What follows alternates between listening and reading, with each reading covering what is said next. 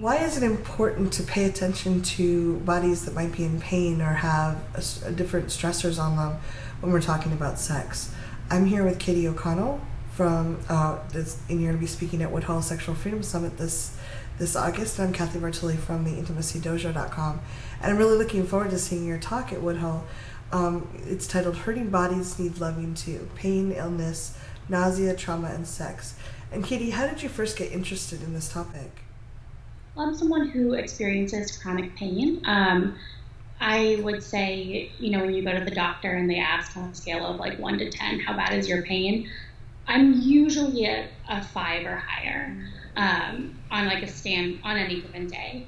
And the friend that I'm doing this talk with, Lily, also has chronic pain and has experienced the sort of intersections between being someone who has chronic pain and nausea, and she's also a woman of color, so she experiences those aspects of it. So for me, it's just that I'm in pain so regularly, and that has impacted every part of my life, including my relationships and sex, and it can be one of those things that is difficult to come to terms with, if you are if you want to be like, sorry. No, it's okay. They're participating. Your dogs are participating.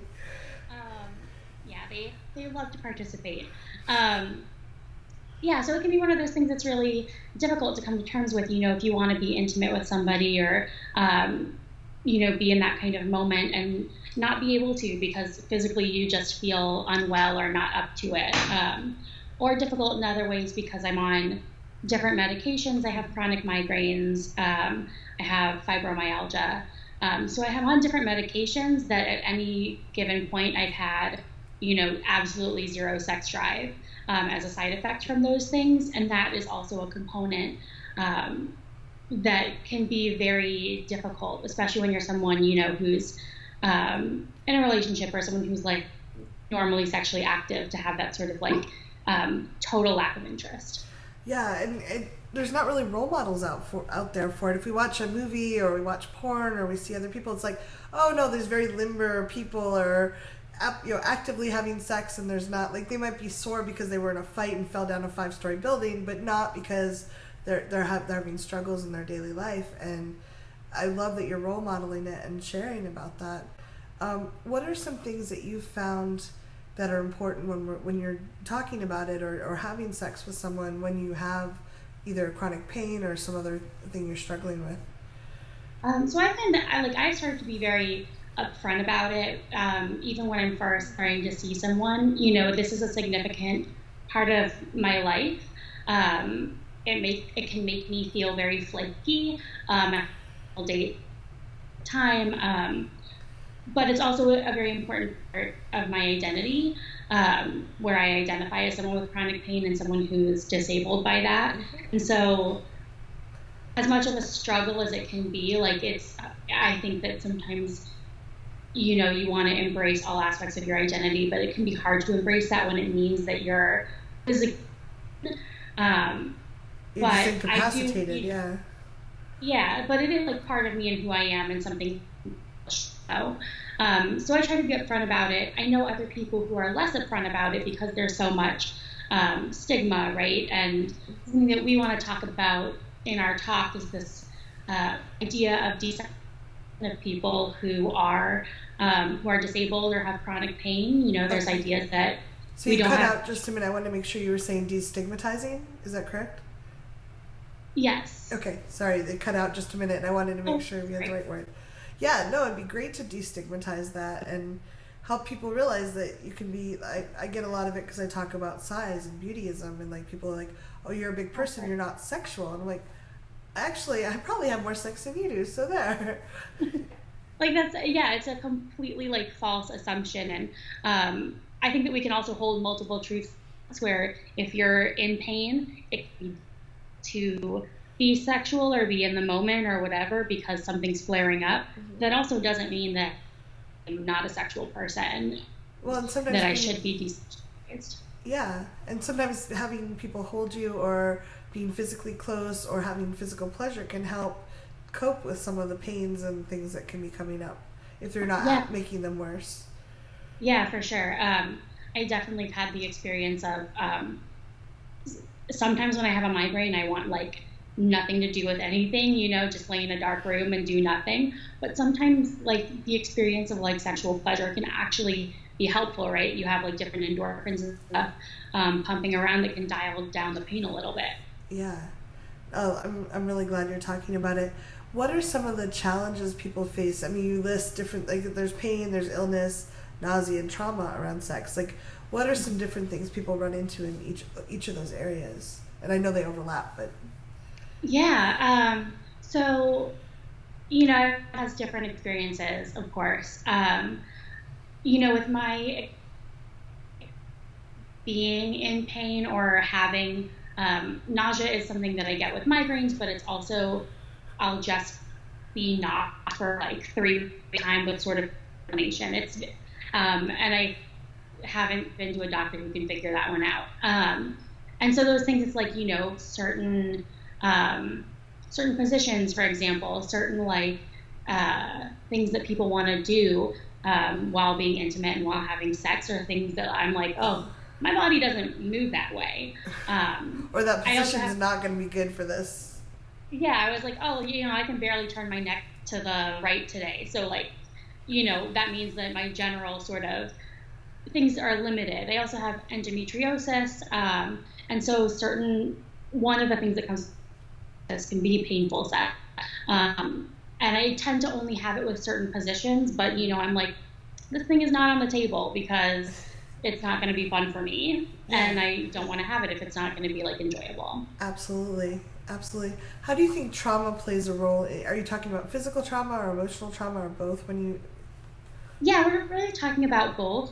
We want to have a component in our session on sexual trauma and mental illness. That's something that a lot of people with disability, including mental illness as a disability, right? And then also saying that like a lot of people with disabilities, people who have mental health issues, have been victims of sexual trauma or sexual abuse. Yes. And so those things, it can kind of, you end up with this really layered effect, right? Where, because like sex can be loaded, right? So you end up with this layered effect of, maybe I'm in physical pain right now or I'm feeling nauseous, and then I have to negotiate my boundaries around my trauma and also negotiate the additional boundaries of like, what can or can't my body do today? Wow, that would be a lot. And so, obviously communication isn't like so important. It's like such an important part of having sex, but it just adds, more and more layers to sort of get through as you're trying to be intimate with people. Well, and I go back to the simple thing of safe words. I have some sexual trauma in my past, and so I have safe words that I use and signals I can use. So like if I get really triggered and I can't get any words out, I can tap them or I can pinch them, or we have different ways to communicate that. But that's just one aspect. Like I'm not generally in physical pain or feeling ill. If I had to also negotiate, like, okay, I thought that this was going to be okay, but my body is actually really hurting in this position, and I'm having this trauma, and that's a lot to balance. And yeah, I think it feels like there's like a lot of barriers, and there's a lot of vulnerability too. And I think that can be, if you're familiar with your partner, it's a long-term partner, or like, that kind of thing, like that may be easier for people who are having sex with people they may not know as well or be as familiar with. It just kind of feels like you're adding all these barriers to intimacy. And that can be tough. If someone wanted to be an ally to someone, whether it's their partner or someone else who has a lot of physical pain or trauma or illness around and is wanting to be sexual, what suggestions do you have for them? That's such a great question. I think that one thing is sort of meeting people where they are in the moment, and also not reducing someone's full life or capabilities to their ability or disability or, things in that certain moment. I think it can be, right, if it's pain related, nausea related, things can change. But it's also, I think it's tough as someone who has chronic pain to be like, today I'm a little like mobility impaired. My knees are really swollen. Mm. I'm having a hard time getting up or getting out of bed. And that's something that makes me feel vulnerable to share with someone, and having that person be compassionate and understanding around it, and also understanding that like that can shift from day to day, is something important too. I think that there's, I think of the way I want to say it. I think there's a certain amount of anxiety where like, I'll have like 4 migraines in a row and not be able to do anything. Oh. And on day 5, I'm like, oh, I can like go out and like, I want to go dancing, or I want to go hang out with friends and stuff. Honey, get over here because we have a clear day. Let's go. Yeah, like it's like this is great. And people are like, oh, but aren't you sick? And I'm like, yeah, I mean, my pain's at like a level 5 today, which is good for me. So like, I'm gonna go out and have a good time despite that. Yeah. And it doesn't make me like less sick on the days where I have a migraine, if that makes sense. Yeah, no, that makes a lot of sense. I really appreciate you pulling this all together. Could you tell us why you chose Woodhull as a place to share this information? Yeah, it seemed like, so I used to work at Lotus Blooms, which is a store in Alexandria. And that was where I first learned about Woodhull, because they always do like a tabling there and everything. And so I got the email. I think I'm on the Sister Song, email list, and I saw that Sister Song was pairing with Woodhull this year. And then I also saw that the focus was on racial justice and people of color, and also disability. I'm not a person of color, and I don't know those experiences. But my friend Lily, who's doing the session with me, and I have bonded so much over our experience with pain and that kind of thing, and sharing like tips and tricks, and like, what should, if you're in this kind of pain, like what helps you and that sort of thing. It's great to have support for that. Yeah, right. It's really great to have support, and we both know about it. We've both done sexual like education in the past, so we felt like it was a really great opportunity to talk about this, and for her also being able to share experiences, because as a woman of color, she has additional layers and barriers that she has to work. Yeah. Oh, thank you so much for doing this. Any last minute things, thoughts, or tips you want to share before we wrap up the interview?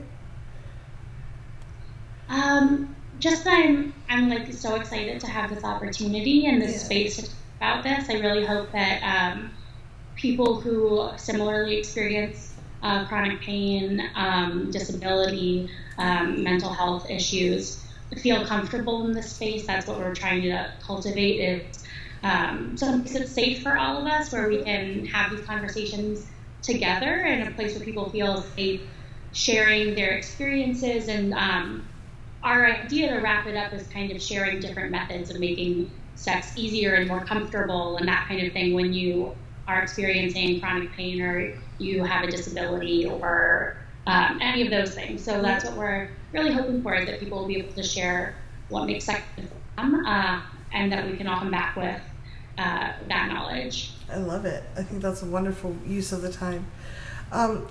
Thank you so much for being here and for sharing with us, Katie. And I will see you in about 2 months. If you're watching this, we hope to see you in 2 months at Woodhull as well. And you're also welcome to leave questions or comments below. We'll try to get back to you. All right. Thank you so much.